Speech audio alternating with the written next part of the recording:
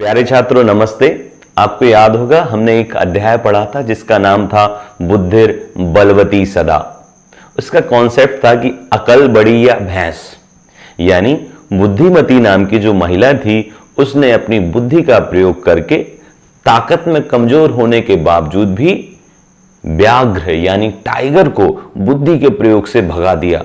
और आपको पता है टाइगर फिर से आ गया, यानी एक लोमड़ी ने, एक श्रृगाला ने उसको पुनः समझाया कि तुम मनुष्य से डरते हो, चलो देखते हैं। तो पुनः गले में रस्सी बांधकर आता है, पर फिर से क्या हो जाता है, बुद्धिमती फिर से प्रयोग करती है बुद्धि का और पुनः उसे भगा देती है। यानी बुद्धि का हम सही प्रयोग करें तो बड़े से बड़े दुश्मन या दुष्ट व्यक्ति का भी हृदय परिवर्तन कर सकते हैं, या उसे अच्छा व्यक्ति बना सकते हैं, या उसे हम अपने से दूर कर सकते हैं। बस इसकी दो शर्तें हैं, एक तो आप सावधान और धैर्य के साथ रहें, घबराएं नहीं। दूसरा, अपने दिमाग का बहुत अच्छे से उपयोग करें। यह इस पाठ पर हमने सीखा। आपको पाठ कैसा लग रहा है कमेंट में जरूर बताएं, और इस चैनल को फॉरवर्ड भी करें, अपने दोस्तों से इस पाठ की चर्चा करें। और कोई क्वेश्चन हो तो कमेंट में बताएं। आपके लिए मैंने पहले ही बताया है कि मेरा नंबर है 8889952226, इस पर मैसेज करें, या फिर YouTube पर एक चैनल है शिक्षा, उस चैनल को सर्च करेंगे आप तो मैं आ जाऊंगा। और भी यदि प्रॉब्लम है तो आप डॉक्टर प्रदीप जैन यह टाइप करेंगे YouTube सर्च में तो मेरा शिक्षा चैनल आपको दिखेगा, वहां पर आप पढ़ाई संबंधी बातें कर सकते हैं। तो आइए शुरू करते हैं इस पाठ के अब क्वेश्चन आंसर। पहला क्वेश्चन क्या है, बुद्धिर्मती कुत्र व्याघ्रम ददर्श। यहां पर कुत्र का क्या मतलब है, कुत्र मतलब कहां, यानी बुद्धिमती ने कहां व्याघ्र को, व्याघ्रम द्वितीया, व्याघ्र को देखा, कहां पर देखा था, कुत्र मतलब कहां पर मतलब सप्तमी विभक्ति, इसका उत्तर होगा सप्तमी विभक्ति में, और उत्तर होगा गहन कानने या जंगले या वने, अरण्य, आप कुछ भी लिख सकते हैं, गहन कानने। द्वितीय प्रश्न क्या है, भामिनी कया विमुक्ता, भामिनी कया विमुक्ता। अगर इस प्रश्न को आप सही से नहीं समझेंगे तो आप निश्चित है गलत उत्तर लिखेंगे। पहले तो समझना है, भामिनी, भामिनी मतलब वही बुद्धिमती स्त्री, कया मतलब किससे, या यूं कहें किसके प्रयोग से। कया में तृतीय विभक्ति है तो यहां पर किस कारण से, भामिनी किस कारण से, तृतीय विभक्ति में कारण होता है, तो किस कारण से विमुक्ता मतलब मुक्त हुई, व्याघ्र से मुक्त हुई थी ना। आप कया के मीनिंग यदि आपने ये निकाला कि किससे, तो आप उत्तर लिखेंगे व्याघ्र से, पर यहां तो पूछा किस कारण से, यानी ऐसा उसने क्या किया, किसका प्रयोग किया जिससे वो विमुक्त हुई। तो उत्तर होगा भामिनी निज बुद्धया, वो व्याघ्र से तो मुक्त हुई है पर उसने ऐसा क्या किया, तो बुद्धि के प्रयोग से भी मुक्त हुई है, तो हम लिखेंगे निज मतलब स्वयं, और बुद्धि की तृतीय विभक्ति होगी बुद्ध्या, क्योंकि प्रश्न जिस विभक्ति में पूछा गया है उत्तर आपको उसी विभक्ति में लिखना है, तो उत्तर होगा निज बुद्ध्या। आईएमपी प्रश्न है। अगला प्रश्न, सर्वदा सर्व कार्येषु का बलवती, ये भी बहुत मुख्य प्रश्न है, फिर से समझेंगे। सर्वदा नहीं, हमेशा, सर्व कार्येषु सभी कार्यों में कौन बलवती होती है, तो निश्चित है बुद्धि। अगला प्रश्न है, प्रत्युत्पन्नमति, प्रत्युत्पन्नमति से मतलब तेज बुद्धि, या होशियार बुद्धि, हाजिर जवाब। तो प्रत्युत्पन्नमति बुद्धिमती किम आक्षेपन्ति उवाच, क्या आक्षेपन्ति मतलब आरोप करते हुए, उवाच मतलब बोली, क्या आरोप करते हुए बोली। तो प्रश्न है किम मतलब क्या, यदि यहां पर होता कम मतलब किसको, तो किसको आरोप लगाते हुए बोली थी, श्रृगाल को, तो श्रृगालम या जम्बू का माता। परंतु क्वेश्चन है क्या आरोप लगाते हुए, तो आपको पता होगा उसने श्लोक में बोला था, रे रे धूर्त त्वया दत्तम मह्यम व्याघ्रत्रयम पुरा विश्वासाद्यैक मानीय कथम याशी बदाधुना।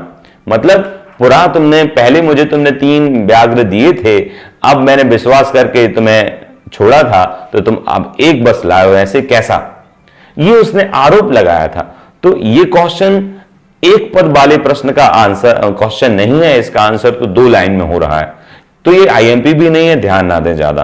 अब देखते हैं प्रश्न नंबर 2, जिसमें आपको प्रश्नों का उत्तर संस्कृत भाषा में देना है और इसका उत्तर एक शब्द में नहीं है। आइए देखते हैं पहला प्रश्न, बुद्धिमती केन उपेता पितृगृहं प्रति चलिता। बुद्धिमती केन उपेता। उपेता का मतलब मैंने बताया था आपको पाठ में सही था। तो बुद्धिमती मतलब तृतीय विभक्ति किससे, उपेता मतलब सहित होकर। तो बुद्धिमती किससे सहित होकर, केन में तृतीया, तो किससे सहित होकर, फिर क्या है, पितृगृहं प्रति चलिता, पिता के घर की ओर चली। तो किससे सहित होकर, तो अपने दो पुत्रों को लेकर के। तो हम उत्तर लिखेंगे बुद्धिमती पुत्र द्वयोपेता, तीन शब्द, पुत्र द्वय धन उपेता। द्वय और उपेता में संधि हो गई, गुण संधि, जैसे पर धन उपकार तो परोपकार, वैसे ही पुत्र धन द्वय धन उपेता द्वयोपेता। तो बुद्धिमती पुत्र द्वयोपेता पितृगृहं प्रति चलिता। बस पुत्र की केन की जगह आपको पुत्र द्वय लिखना है और उपेता में संधि कर देना है। अगला प्रश्न है व्याघ्रम किम विचारे पलायता। व्याघ्र क्या विचार करके पलायत मतलब भाग गया, दूर हो गया। तो व्याघ्र ने क्या सोचा था, व्याघ्र डर क्यों गया था, क्योंकि वो दो अपने बच्चों से बात ऐसे कर रही थी कि इसको एक एक आधा आधा कर लो, लड़ो मत इसके लिए। तो व्याघ्र सोचता है कि ये कोई व्याघ्रमारी है। व्याघ्रमारी मतलब बाघ को मारने वाली। तो इस सोचकर वो डर गया। तो क्या सोचकर वो डरा था, व्याघ्र किम विचारे, व्याघ्र टाइगर क्या सोच के दूर भाग गया था। तो उसने सोचा था इयम काचित व्याघ्र मारी इति विचारे पलायता, ये कोई व्याघ्र को मारी मतलब मारने वाली है, ऐसा सोचकर वो पलायत हो गया था, अर्थात भाग गया था। तो आंसर होगा उसने क्या सोचा था, इयम काचित व्याघ्र मारी। इयम मतलब यह स्त्रीलिंग और काचित मतलब कोई। ठीक है। अगला प्रश्न, लोके महतो भयात काम उच्यते। आईएमपी प्रश्न है। लोके मतलब संसार में, महतो मतलब भयंकर, भयात मतलब भय से, पंचमी विभक्ति। इस संसार में भयंकर भय से, बहुत ज्यादा डर भी हो तो उस डर से भी कौन छूट जाता है, कौन बच जाता है। तो कहा लोके महतो भयात बुद्धिमान मुच्यते। कौन छूट जाता है, जो इसके पास बुद्धि हो वो छूट जाता है। अगला प्रश्न, जम्बुका किम वदन व्याघ्र से उपहासम करोति। जम्बुक ने क्या बोलकर व्याघ्र का उपहास किया था। तो आपको पता है उसने बोला था तुम मनुष्य से भी डरते हो, ऐसा बोल करके। क्या बोला था, यत मानुषादपि बिभेति त्वम इति वदन जम्बुका व्याघ्र से उपहासम करोति। उसने बस इतना ही बोला कि तुम मनुष्य से डरते हो, ऐसा क्यों, त्वम मानुषादपि बिभेति, ये इसका उत्तर होगा। अगला प्रश्न देखते हैं, बुद्धिमती सृगालम किम उक्तवती। बुद्धिमती ने सृगाल को यानी उस लोमड़ी को क्या बोला। जब फिर से वो लोमड़ी और टाइगर आ गए तो दूसरी बार उनसे बचने के लिए बुद्धिमती ने क्या बुद्धि लगाई, क्या बोला। तो उसने वही श्लोक बोला था जो मैंने पहले 5 प्रश्नों के एक शब्द वाले जो प्रश्न थे उनके उत्तर में अंतिम प्रश्न मैंने बताया था कि उसने क्या बोला। तो रे धूर्त त्वया मह्यम पुरा व्याघ्रत्रयम दत्तम विश्वासाद अपि अद्य एकम आनीय कथम अपि यासी अधुना बद। यानी तुमने मुझे पहले 3 बाघ दिए थे, व्याघ्र दिए थे, विश्वास करके आए हो, आज एक ही लाए हो, ऐसा करके उसने एक श्लोक बोला। तो वही इसका आंसर है।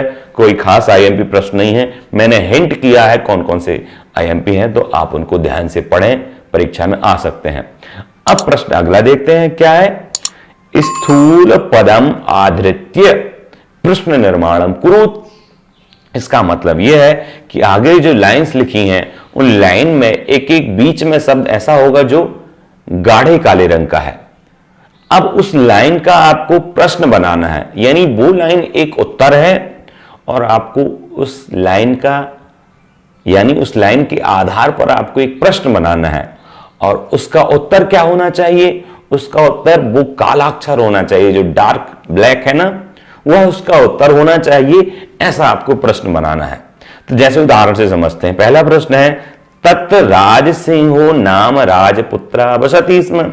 यानी वहां पर राज सिंह नाम का राजपुत्र रहता था, परंतु यहां पर आपको प्रश्न बनाना है और उसका उत्तर क्या होना चाहिए, वही डार्क वाला उसका उत्तर रहेगा। यानी ऐसा प्रश्न बनाओ जिसका उत्तर क्या हो, राज सिंह हो। तो वहां पर राजसिंह नाम का पुत्र रहता था, तो आप हिंदी में बनाएंगे वहां पर कौन रहता था और कौन की संस्कृत होती है कह, तो आप बना देंगे तत्र राजसिंह की जगह लिख दीजिए कह, तत्र कह नाम राजपुत्र बसति स्म। ठीक है ना, ये उत्तर हो जाएगा। या फिर कहा की जगह आप किम लिखें तो और अच्छा है, या फिर एक और सरल तरीका तत्र कहा राजपुत्र बसति स्म ये लिखिए, या तत्र किम नाम राजपुत्र बसति स्म, दोनों सही हो जाएंगे। अगला, क्योंकि नाम शब्द नपुंसकलिंग में आता है। अगला प्रश्न है बुद्धिमती चपेटया पुत्रौ प्रहितवती। अच्छा प्रश्न है, बुद्धिमती ने चांटे से पुत्रों को मारा था, तो आपको ऐसा प्रश्न बनाना है जिसका उत्तर हो चपेटया अर्थात चांटे से। तो आपको बताना है कि किससे मारा, तो बुद्धिमती कया पुत्रो प्रहितवती मतलब किससे मारा, तो कया इसकी जगह आ जाएगा, तो क्वेश्चन बनेगा कया प्रहितवती। अगला है व्याघ्रम दृष्ट्वा, व्याघ्र इसका डार्क है, तो इसका उत्तर ऐसा प्रश्न बनाना है जिसका उत्तर क्या हो व्याघ्र।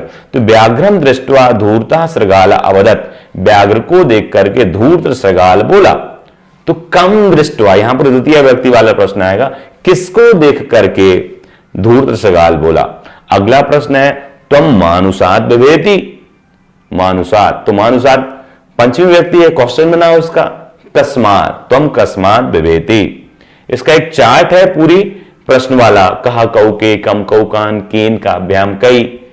तो जैसे आंसर आ रहा है व्याघ्रम द्वितीय व्यक्ति, तो इसका क्वेश्चन भी होगा द्वितीय व्यक्ति कम। यदि आंसर आ रहा है कस्मात, सॉरी आंसर आ रहा है पंचमी व्यक्ति में, तो क्वेश्चन बनेगा पंचमी व्यक्ति में कस्मात। और यदि क्वेश्चन भी पंचमी व्यक्ति में है तो आंसर भी पंचमी व्यक्ति में आएगा। अगला क्वेश्चन देखते हैं, पुरा उत्तर क्या है, प्रश्न है पुनः पुरा त्वया मह्यम व्याघ्रत्रयम दत्तम, पहले तुमने मेरे लिए 3 व्याघ्र दिए थे, ये मह्यम चतुर्थी व्यक्ति में है और यही आंसर होना चाहिए, तो क्वेश्चन चतुर्थी व्यक्ति में बनेगा, तो उत्तर बनेगा पुरा त्वया कस्मै व्याघ्रत्रयम दत्तम, किसके लिए 3 वाघ दिए थे, तो मह्यम की जगह कस्मै आ जाएगा।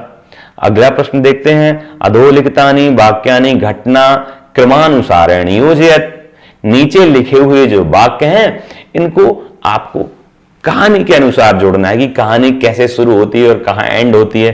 तो बड़ा सिंपल सा है, इसको आपको पहले पूरे वाक्यों को पढ़ना होगा। जैसे व्याघ्र व्याघ्र मारी इयम इति मत्वा पलायता, जो बाघ है वो उस महिला को देखकर ये सोचा कि ये कोई व्याघ्र मारी, ऐसा सोच करके भाग गया, पलायन कर गया। तो आप ये बताइए, ये लाइन शुरू में तो आएगी नहीं, क्योंकि कहानी तो शुरू कहां से होती है कि वह 2 पुत्रों को लेकर के अपने पिता के घर जाती है, यहां से शुरू होती है कहानी। तो ये वाली लाइन तो बीच में आएगी कहीं। दूसरी लाइन है प्रत्युत्पन्नमति सा सृगालम अक्षपंती उवाच, बुद्धिमान वह स्त्री उस जम्बुक उस सियार को देख करके बोली, आरोप करते हुए बोली। ये भी लाइन बहुत बाद में आती है, जम्बुको क्रतोत्साह व्याघ्र पुनः काननम आगच्छत, ये थोड़ा पहले आ जाती है कि जम्बुक के द्वारा थोड़ा मोटिवेट करने के बाद, उत्साहित करने के बाद वो पुनः सियार और जम्बुक उस बुद्धिमती स्त्री के पास पहुंच जाते हैं। अगला है मार्गे साइकम व्याघ्रम अपश्यत, जाते हुए जब वो गई तो उसने मार्ग में एक व्याघ्र को देखा।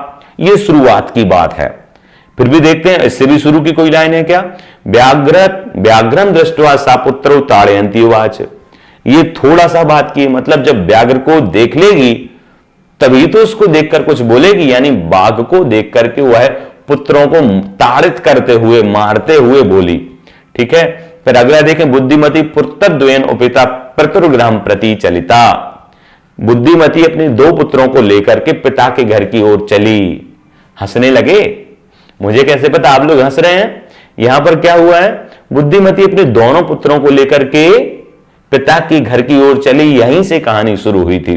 फिर आगे देखते हैं, गलबद्ध सृगाल का व्याघ्र पुनः पलायता, यानी गले में बंधा हुआ सृगाल और वह बाघ फिर से पलायन कर गए।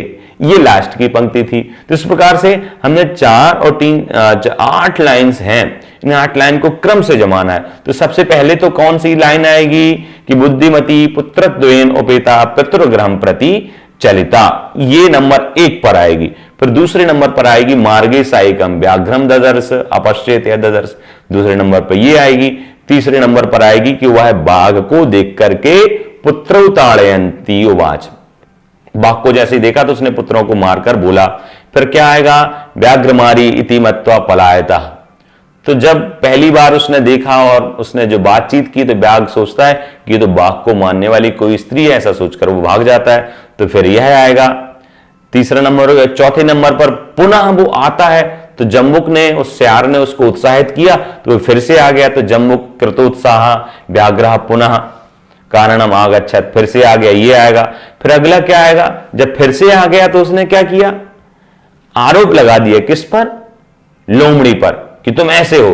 तो प्रत्युत्पन्नमति शास्त्रगालम आक्षेपंती उवाच, ये आएगा। फिर आगे आएगा तुम व्याघ्र त्रयम आने तुम प्रतिज्ञाएं एकमेव आनीतवान, मतलब तुमने 3 बाघ को लाने की प्रतिज्ञा की थी, तुम व्याघ्र त्रयम आने तुमने 3 बाघ को लाने की वो की थी, पर तुम तो लाए एक ही हो। उसमें पाठ में पढ़ा था, उसने कहा था कि तुमने मुझसे कहा था कि मैं 3 बाघ देने वाला हूं, पर तुमने तो एक ही लाए हो। तो ऐसा करके वो भाग गया। तो ये लाइन आएगी। अंत में लाइन आएगी कि गलबद्ध श्रृगाल का और व्याघ्र पुनः पलाया था, गले में जो रस्सी बांध के स्यार और बाघ आए थे वो दोनों भाग गए। अंत में ये पंक्ति आएगी। तो कहानी को अगर क्रम से जमाना है तो आपको लाइंस को क्रम से जमाना है तो पूरी भाव पूरी स्टोरी मालूम होना चाहिए और फिर आपको उसको समझ करके क्रम से जमा सकते हैं। बहुत अच्छा था, सरल था। ये तो आपका जो क्वार्टरली एग्जाम होगा यानी त्रिमासिक एग्जाम, त्रैमासिक जो परीक्षा होने वाली है उसमें है, जरूर आने वाला है। अगला देखते हैं क्या है, प्रश्न नंबर 5, संधि विच्छेदम कुरुत। अब संधि विच्छेद एक बड़ा टॉपिक है, तो मैं जब संधि विच्छेद स्पेशली पढ़ाऊंगा तो ये क्वेश्चंस होंगे, पर फिर भी मैं आपको शॉर्ट में अभी बता देता हूं कौन कौन सी संधि होगी। जैसे पितुर्ग्रहम, यहां पर विसर्ग संधि है। पितु धन ग्रहम, एक ही कहा, तो यहां पर स्वर संधि है और स्वर में भी कौन सी संधि, वृद्धि संधि। एक धन एक। अगला शब्द है खाली स्थान अन्य, अन्य धन अपि, तो कौन सी संधि बनेगी, विसर्ग संधि स्पष्ट दिख रही है, अन्योपि बनेगा, विसर्ग का ओ बन जाएगा अन्योपि। फिर इति धन उक्त्वा, इति के अंत में ई है तो यण संधि बनेगी इत्युक्त्वा। फिर यत्र धन आस्ते, यत्र के अंत में भी आ, आस्ते के प्रारंभ में भी आ, तो बन जाएगा यत्रास्ते। अगला प्रश्न, ये डिटेल में मैं जब संधि पढ़ाऊंगा तब जरूर बताऊंगा। अधोलिखितानाम पदानाम अर्थम कोष्ठकात् चित्वा लिखत, नीचे लिखे हुए शब्दों को, शब्दों का अर्थ, जैसे आपको एक शब्द दिया ददर्श, अब ददर्श के बाद 2 शब्द आपको लिखे हैं, उन दोनों में से ददर्श का सही मीनिंग क्या है, तो उन दोनों में से एक को चुनना है। जैसे ददर्श मतलब देखा, भूतकाल की बात है, तो यहां पर कौन सा शब्द आएगा, दृष्टबान शब्द बनता है, यही बनेगा। जगात, जगात मतलब बोलना, तो कौन सा आएगा, अकथयत या अगच्छत, कथयत आएगा। ययौ, ययौ मतलब जाना होता है, तो यहां पर गतबान आएगा। याचितबान मतलब मांगना होता है। तो आपको वो शब्द चुनना है जिसका मीनिंग पहले वाले शब्द से मिल रहा है। जैसे अत्तुम, अत्तुम का मतलब भोज, खाने के लिए, भोजन से संबंधित है। तो इन दोनों में से खादितुम और आविष्कर्तुम में से कौन सा मिल रहा है, खादितुम से मिल रहा है। तो मुच्यते मतलब छूटता है, तो मुक्तो भवति ये आएगा। इच्छते मतलब देखता है, इच्छते, ठीक है, इच्छते मतलब देखता है, तो पश्यति उत्तर होगा। ऐसे ही पाठा चित्वा पर्याय पदम लिखत, नीचे दिए हुए शब्दों का जैसे वनम, श्रृगाला, शीघ्रम, पत्नी, गच्छसि, इनके पर्याय शब्द